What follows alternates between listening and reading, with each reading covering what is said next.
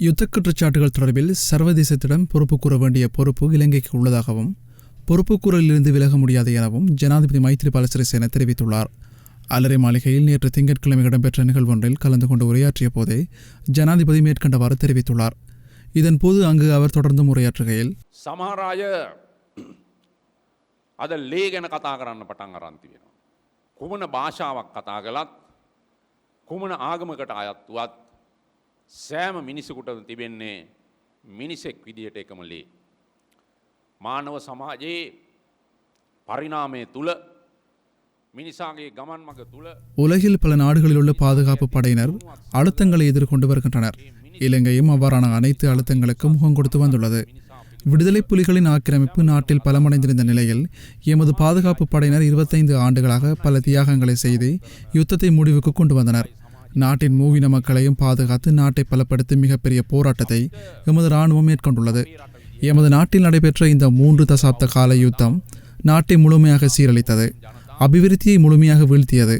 நாட்டின் மதங்களுக்கு இடையிலும் இனங்களுக்கு இடையிலும் முரண்பாடுகள் ஏற்பட ஆரம்பித்தது. எமது இராணுவம் பல பின்னடைவுகளை கண்டபோதும் இந்தியாவின் உதவியை கூட நாம் நாடினோம். ஆனாலும் அதிலும் எமக்கு நன்மை அளிக்கவில்லை. அவ்வாறான நிலையில் மிக நீண்டகால போராட்டத்தின் பின்னர் எமது இராணுவத்தின் மூலமாக யுத்தத்தை முடிவுக்கு கொண்டு வந்தோம். அதிலிருந்து திரும்பி பார்க்கும்போது இழப்புகள் பல கண்முன்னே தெரிந்தது. இந்த வெற்றியின் பின்னால் எமது இராணுவ வீரர்கள் செய்த தியாகம் எதையும் மறக்க முடியாது. அதேபோல் எந்த சந்தர்ப்பத்திலும் எமது இராணுவத்தை கைவிடவும் முடியாது. புதிய அரசு என்ற ரீதியில் புதிய பாதுகாப்பு திட்டம் ஒன்றை உருவாக்க வேண்டும். எமது பாதுகாப்பு படையினரின் பலத்தையும் சலுகைகளையும் உறுதிப்படுத்தி அதன் மூலமாக தேசிய பாதுகாப்பை பலப்படுத்த வேண்டும். நாம் மீண்டும் நாட்டின் தேசிய பாதுகாப்பை சீரழிக்க இடமளிக்க முடியாது. அதேபோல் இந்த நாட்டில் யுத்தம் ஏன் ஏற்பட்டது என்பதை கவனத்தில் கொள்ள வேண்டும். அந்த காரணங்களை கவனத்தில் கொண்டு மீண்டும் அவ்வாறான எந்த பாதிப்பும் வராத வகையில் செயற்பட வேண்டும். நல்லிணக்க செயற்பாடுகளை இன்று சிலர் கேலிக்கு உட்படுத்தியுள்ளனர். சிலர் கடுமையாக விமர்சிக்கின்றனர். சிலர் இரத்தம் பற்றி கதைக்கின்றனர். யாராக இருந்தாலும் எந்த இனமாக மதமாக இருந்தாலும் அனைவருக்கும் இருப்பது ஒரே இரத்தம்தான். இரத்தத்தில் மதமோ இனமோ இல்லை. குறிப்பாக நாட்டில் யுத்தம் நடந்தால் அது ஏன் என்ற காரணத்தை கண்டறிந்து மீண்டும் யுத்தம் ஒன்று ஏற்படாது தடுப்பது தொடர்பில் சிந்திக்க வேண்டும். இந்த நாட்டில் கல்லினாலும் மண்ணினாலும் இரும்பு கம்பிகளினாலும் நல்லிணக்கம் என்ற விடயத்தை கட்டியெழுப்ப முடியாது. மூவின மக்களும் ஒன்றிணைந்து நாட்டின் நல்லிணக்கத்தை உருவாக்க வேண்டியது அனைவரதும் கடமையாகும். அதேபோல் அனைவரையும் ஒன்றிணைப்பது அரசாங்கத்தின் கடமையாகும். நல்லிணக்கத்தை பலப்படுத்தும் வேலை திட்டத்தை ஏற்படுத்தும் போது அதை தடுக்க அனைத்து தரப்பிலும் இனவாத கருத்துகள் எழும். நாட்டை குழப்ப சிலர் முயற்சிப்பார்கள். ஆனால் அதையும் தாண்டி நாட்டின் நல்லிணக்கத்தை பலப்படுத்த வேண்டும். மேலும் எமக்கு எதிராக பல குற்றங்கள் முன்வைக்கப்பட்டு வருகின்றன. குறிப்பாக இராணுவத்தை தண்டிக்கப் போவதாகவும் புலனாய்வு பிரிவை காட்டிக் கொடுக்கப் போவதாகவும் நாட்டை பிரிக்கப் போவதாகவும் சர்வதேச தரப்பின் மூலமாக நாட்டின் சுயாதீன தன்மையை அளிக்கப் போவதாகவும் பல குற்றங்கள் முன்வைக்கின்றனர். ஆனால் நாட்டின் தலைவர் என்ற வகையில் அனைத்து குற்றச்சாட்டுகளையும் நான் நிராகரிக்கின்றேன்.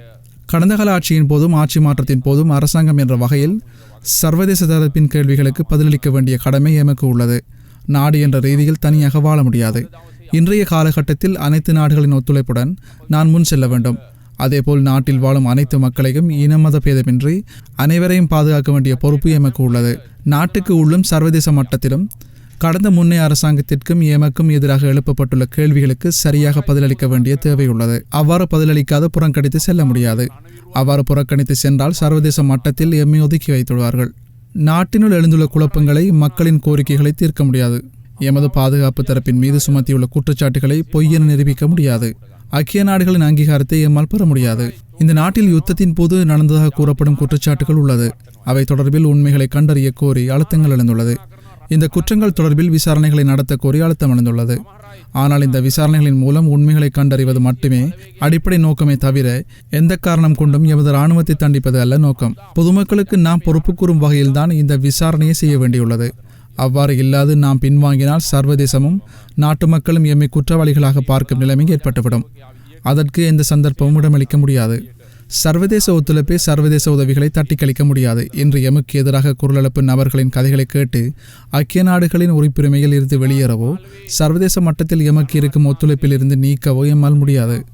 எனது பதவிக்காலம் முடியும் முன்னர் இந்த நாட்டுக்கு எதிரான சர்வதேச அழுத்தங்களிலிருந்து முழுமையாக இந்த நாட்டை விடுவித்து நாட்டின் நல்லிணக்கத்தை முழுமையாக பலப்படுத்திய செல்வேன் என வாக்குறுதி அளிக்கின்றேன். பழிவாங்கும் நோக்கத்தில் என்னால் செயற்பட முடியாது. உண்மையில் இந்த நாட்டில் ஏன் யுத்தம் என்று ஏற்பட்டது என்பதை அனைவரும் சிந்தித்து பார்க்க வேண்டும். அதை விளங்கி கொண்டு செயற்பட வேண்டும். அதேபோல் இந்த நாட்டு மக்கள் எம்மை நம்பி எமக்கு மிகப்பெரிய பொறுப்பை ஒப்படைத்துள்ளனர். அந்த பொறுப்புகளை சரியாக செய்ய வேண்டும். நானும் பிரதமர் ரணில் விக்ரமசிங்கவும் மிகவும் முக்கிய பொறுப்புகளை நிறைவேற்றும் பயணத்தில் விரைந்து பயணித்துச் செல்கின்றோம். எமக்கு எதிராக எழும் அச்சுறுத்தல்களைக் கண்டு நாம் அஞ்சப் போவதில்லை. நாம் அச்சத்தில் பின்வாங்கி போவதில்லை. මේ සියලු දේවල් වලදී එදා වගකීමත් අද වගකීමත් මේ සියල්ල ගත් විට පැහැදිලිවම මේ රට ආරක්ෂා කිරීම, රටේ ජනතාව ආරක්ෂා කිරීම, ආරක්ෂක හමුදා ශක්තිමත් කිරීම, මේ රටේ ජාතික ආරක්ෂා පුළුල් ලෙස ශක්තිමත් කරමින් රට තුළ සාමය ස්ථාපිත කිරීම, දේශපාලන ස්ථාවරත්වය ඇති කළ රට සංවර්ධනය කිරීම, මේ වගකීම් පිළිබඳව ඉතාම පැහැදිලි අවබෝධයකින් කටයුතු කරන්න.